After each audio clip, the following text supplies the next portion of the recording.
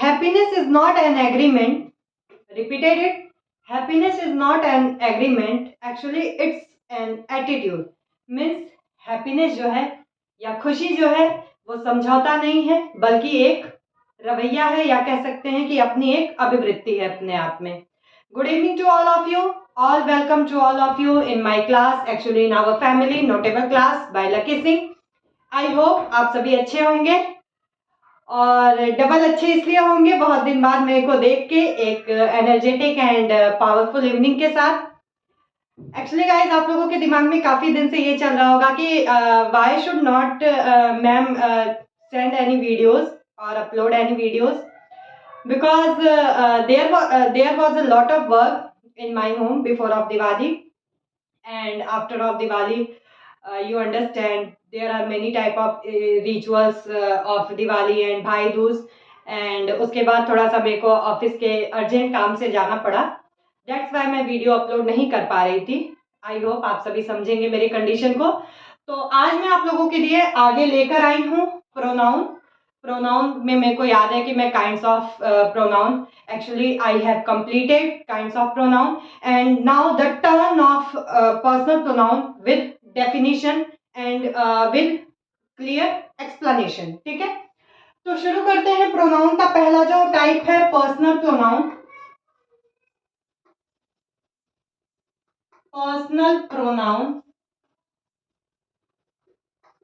Guys, personal pronoun में मैंने पहले ही आप लोगों को ये इन्फॉर्म किया था या ये एक्सप्लेन किया था अपने प्रीवियस वीडियो में कि there are 3 types of personal pronoun, first, second and third.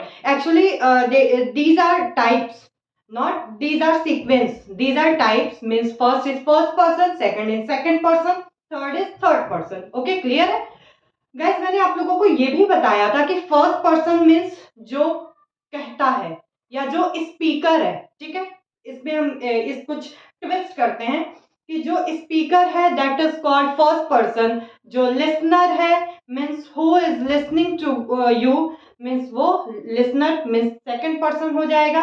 और जिसके बारे में बात हो रही है, जिसके बारे में बात हो रही है मीन्स नन एब्सेंस है, वो यहाँ पे एब्सेंस है, वो हो जाएगा आपका थर्ड पर्सन. ठीक है गाइस, मैंने आपको प्रीवियस वीडियो में ये भी बताने की कोशिश की थी कि मैं इस वीडियो में आपको एक चार्ट के जरिए पूरा पर्सनल प्रोनाउन एक्सप्लेन करूंगी.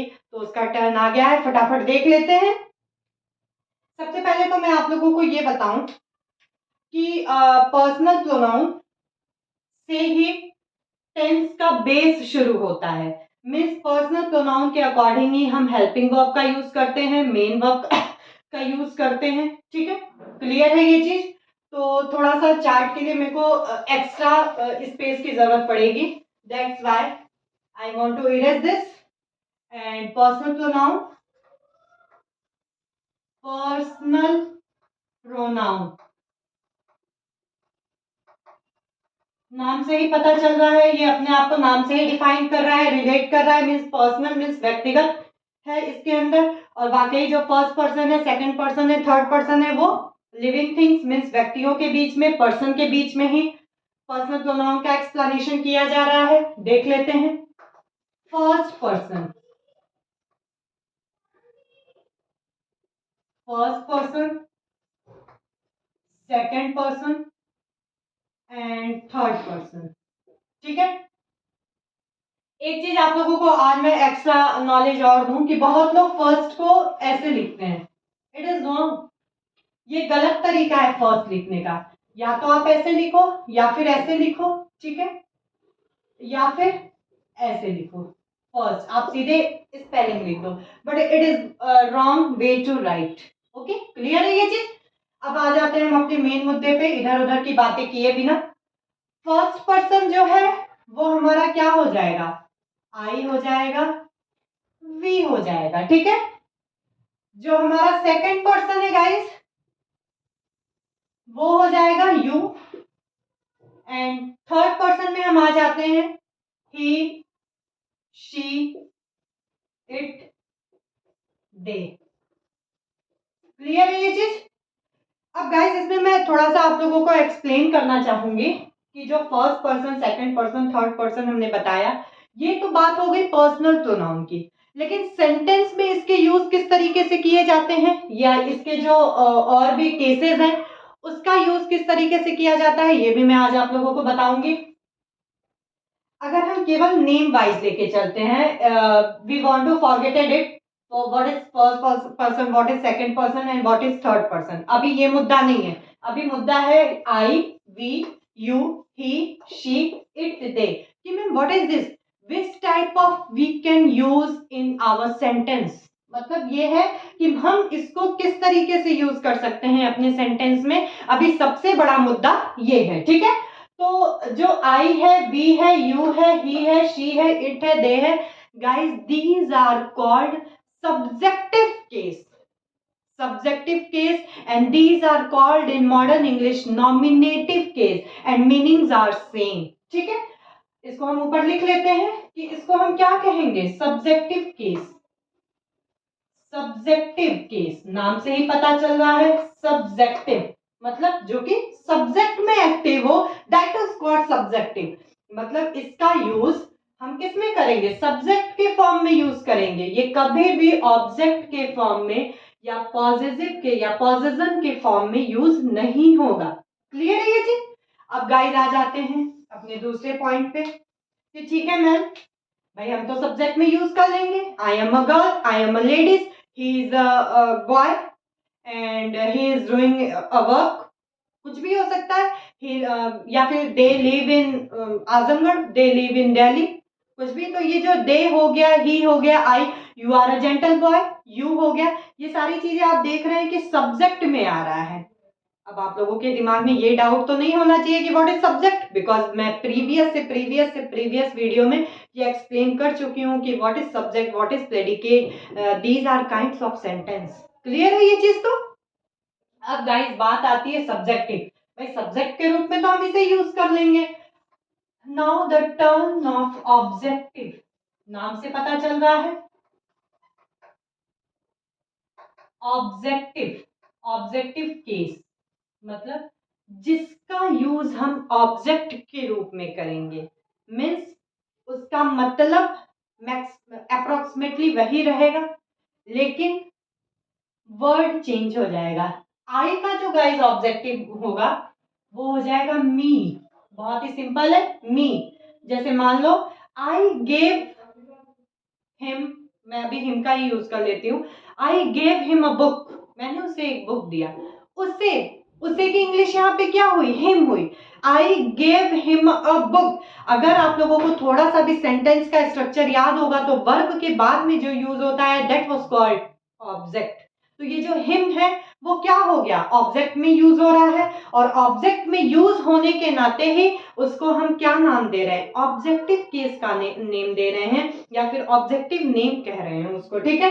तो उसी तरीके से वी का जो यूज होगा वो अस होगा। क्लियर है, अस होगा। यू का क्या हो जाएगा, यू का यू ही रहेगा, ठीक है।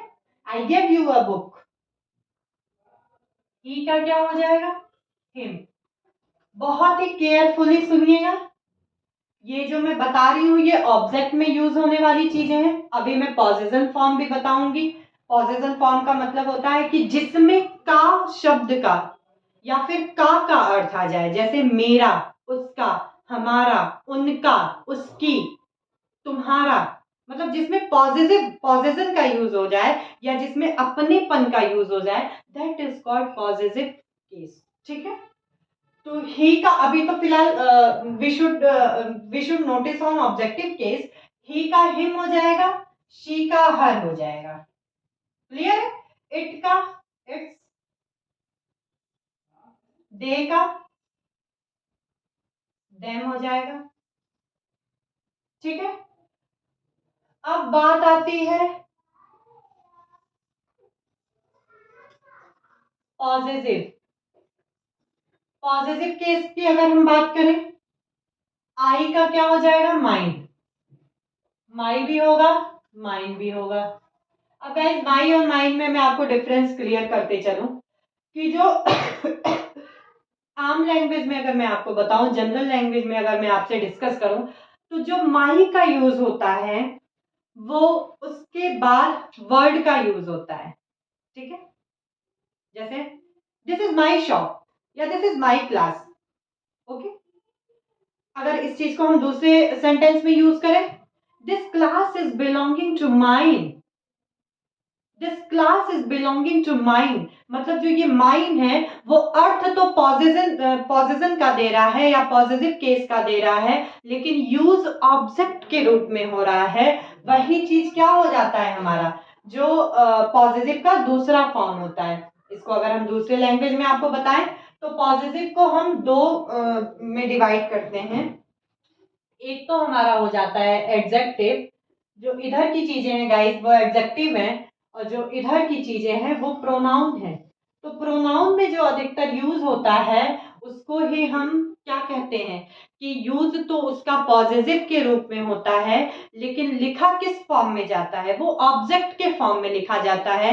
और अगर हम जनरल लैंग्वेज में इसको डिफाइन करें, if I want to define in general language, that's why I am saying to do means do in object. Clear है ये चीज कि जो प्रोनाउन वाला पॉजिटिव केस है उसको हम ऑब्जेक्ट के रूप में यूज करते हैं, और ऑब्जेक्ट के रूप में यूज करने का मतलब ये है कि उसके बाद कोई एक्स्ट्रा वर्ड यूज नहीं होगा। क्लियर है ये चीज। अब आ जाते हैं वी का अस हो गया भाई ऑब्जेक्टिव, पॉजिटिव में आवर हो जाएगा और प्रोनाउन में आवर्स हो जाएगा। मीन्स आवर्स का यूज वहां पे होगा जिसके बाद कोई भी एक्स्ट्रा वर्ड यूज नहीं होगा, और वहीं पे सेंटेंस फुल स्टॉप हो जाएगा, ठीक है। यू का यू हो गया, यहाँ पे योर हो गया और योर्स हो जाएगा। क्लियर है ये चीज। ही का हिम और हिज।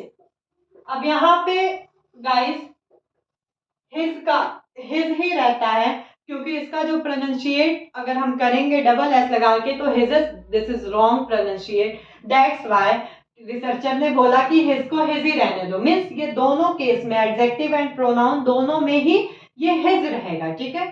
शी का हर है, यहाँ पे भी हर हो जाएगा, लेकिन यहाँ पे हर्स हो जाएगा, ठीक है। इट्स का इट्स और इट्स, ठीक है। दे का देम, यहाँ पे क्या हो जाएगा देयर और देयर्स।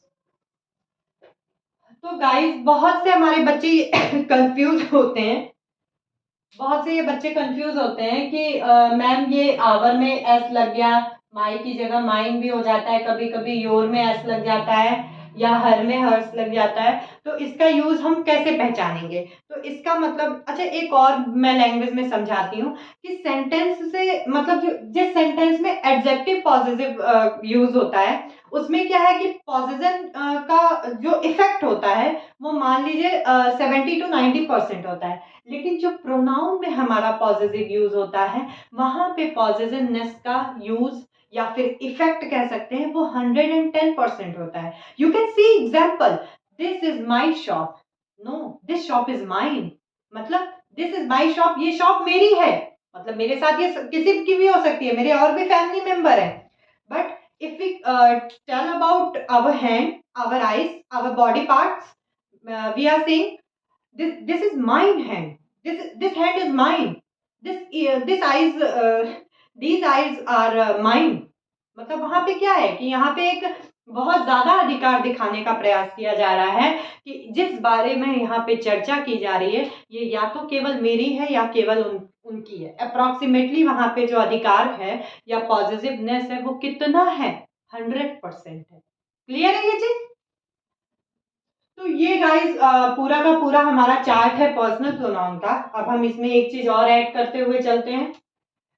अगर दिख रहा है तो अच्छी बात है, नहीं दिख रहा है तो थोड़ा सा सेक्रीफाइस करिएगा, जूम करके देख लीजिएगा या फिर मेरे लेक्चर पे आप लोग नोटिस कर सकते हैं। अब यहीं से खेल शुरुआत हो जाती है, किस गेम की शुरुआत हो जाती है, हेल्पिंग वर्ब की। हेल्पिंग वर्ब जो सेंटेंस का कह सकते हैं कि जो दूसरा पार्ट होता है जिसके बिना भी सेंटेंस अधूरा है। तो जो आई है हमारा, उसके साथ जो हेल्पिंग वर्ब यूज होगी, अभी मैं पर्टिकुलर रूप से हेल्पिंग वर्ब की बात नहीं करूंगी, अभी मैं बस इतना डिफाइन करूंगी कि किस आर्टिकल मीन्स किस वर्ड के साथ कौन सा वर्ब यूज होगा, मीन्स सिंगुलर वर्ब यूज होगा या फिर प्लूरल वर्ब यूज होगा। अभी फिलहाल ये नोटिस करने की जरूरत है।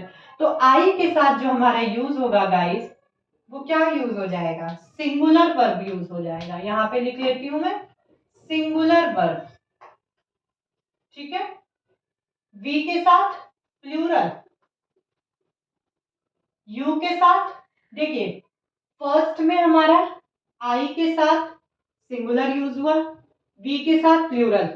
सेकंड पर्सन, बहुत ध्यान से समझिएगा, सेकंड पर्सन में चूंकि ना तो सिंगुलर है ना तो प्लूरल है, इसलिए दोनों का यूज करने के लिए हम इसमें जो वर्ब का यूज करते हैं दैट इज प्लूरल, ठीक है। क्लियर है ये चीज।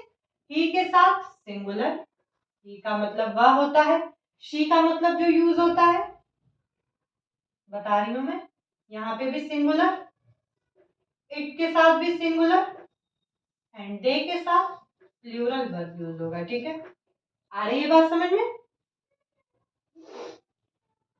आई भी हमारा क्या हो गया, स्पीकर हो गया। क्या हो गया ये, स्पीकर हो गया। यू क्या हो गया, लिसनर हो गया, मतलब सुनने वाला है भाई। देखिए इसका यूज टेंस के साथ साथ आपका एक्टिव वॉइस पैसिव वॉइस में भी काफी इंपॉर्टेंट है ये, और उससे भी ज्यादा इंपॉर्टेंट है नरेशन में, क्योंकि नरेशन में जब हम स्पीचेस चेंज करते हैं, डायरेक्ट स्पीच को इनडायरेक्ट में जब हम चेंज करते हैं, तो वहां पे पर्सन की वजह से बहुत कंफ्यूजन हो जाता है। और इंग्लिश का ग्रामर हमारा एकमात्र ऐसा सब्जेक्ट है जहां पे कि मैथ्स की तरह नंबर कटते हैं, कि अगर आप ठीक है पूरा आपने डायरेक्ट टू इनडायरेक्ट चेंज किया, और वहां पे अगर आपने पर्सनल प्रोनाउन में कंफ्यूज हो गए, वहां पे अगर आपने मिस्टेक कर दी कि आई का आपको ऑब्जेक्टिव केस नहीं आ रहा है, या फिर सेकंड पर्सन को हमको किस हिसाब से चेंज करना है, तो वहां पे फिर आपका पूरा सही होते हुए भी 0/0 नंबर हो जाएगा। क्लियर है ये चीज, मतलब ये इतना इफेक्टफुल या इफेक्टिव टॉपिक है behalf of our tense, behalf of our active voice, passive voice and behalf of our also narration, ठीक है। तो बात कहाँ हो रही थी कि first person is called speaker and second person is called listener and third means he is use for boys और gents, she is use for girls और लेडीज, इट न्यूटर के लिए यूज होगा, न्यूटर जेंडर के लिए use होगा, and they is plural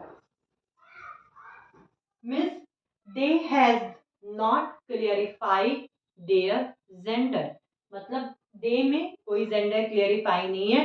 दे किसी के लिए भी यूज हो सकता है। अगर हम देखें आई का मतलब मैं होता है, वी का मतलब हम होता है, यू का मतलब होता है तुम, ही का मतलब वह लड़का, शी का मतलब वह लड़की, इट का मतलब न्यूटर, न्यूटर जेंडर मैंने जेंडर अभी नहीं पढ़ाया because it is not important for our English syllabus, not more important, that's why I forgetted it.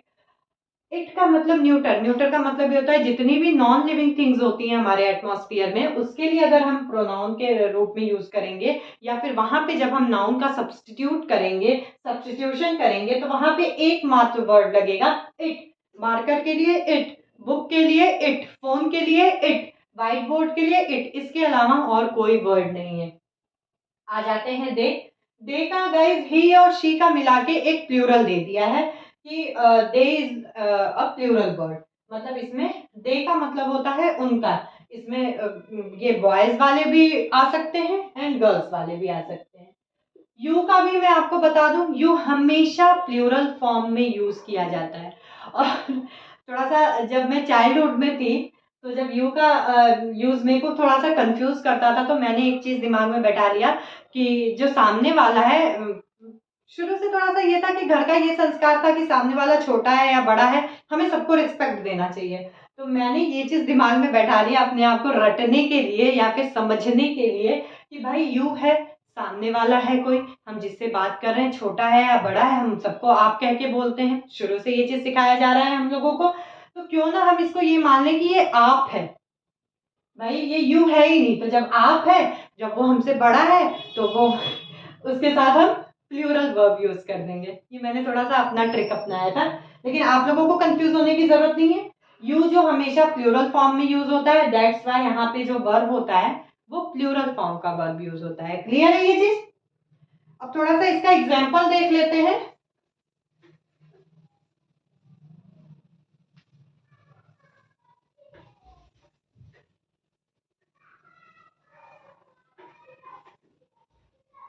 कुछ भी example. I taught him English.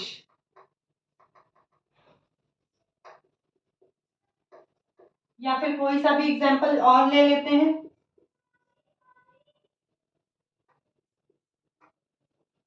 They teach, they are teaching my daughter.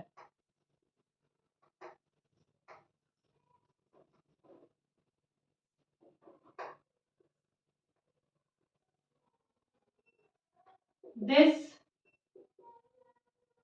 House is mine.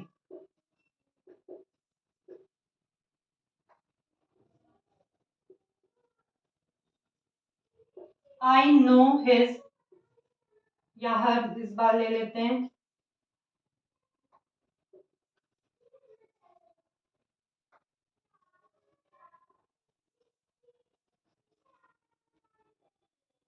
मैंने लिखा guys I taught him English. I is first person, him English.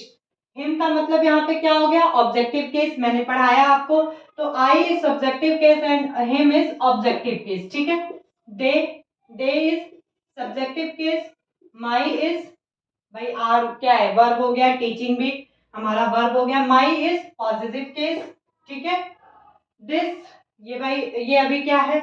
ये pronoun है, लेकिन आगे kind है तो इसलिए आगे पढ़ाऊंगी इसे। अभी हमें फिलहाल पर्सनल प्रोनाउन पे फोकस करना है। Mine, this house is mine. Mine क्या हो गया आपका? पॉजिटिव में प्रोनाउन हो गया। ठीक है।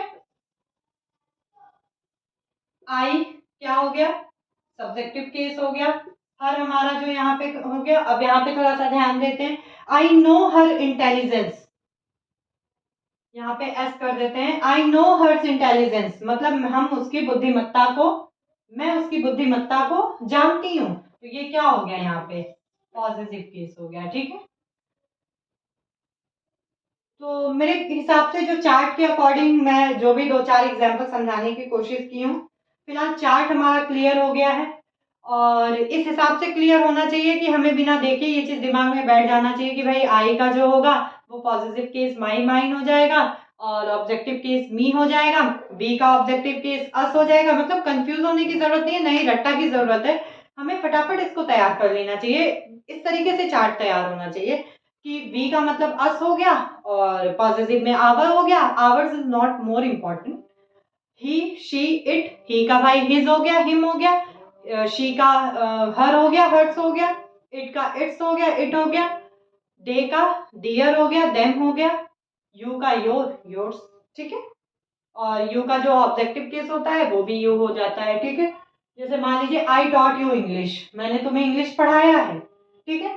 तो यहाँ पे जो यू है वो क्या हो जाएगा? मान लीजिए अगर मैं हिम को हटा के यू कर देती हूँ तो यू यहाँ पे ऑब्जेक्टिव केस है। भाई अब इतना तो समझना ही पड़ेगा कि जो ऑब्जेक्ट के रूप में यूज होता है वो ऑब्जेक्ट होता है, जो सब्जेक्ट के रूप में होता है या जिसे नॉमिनेट किया जाता है वो सब्जेक्ट होता है।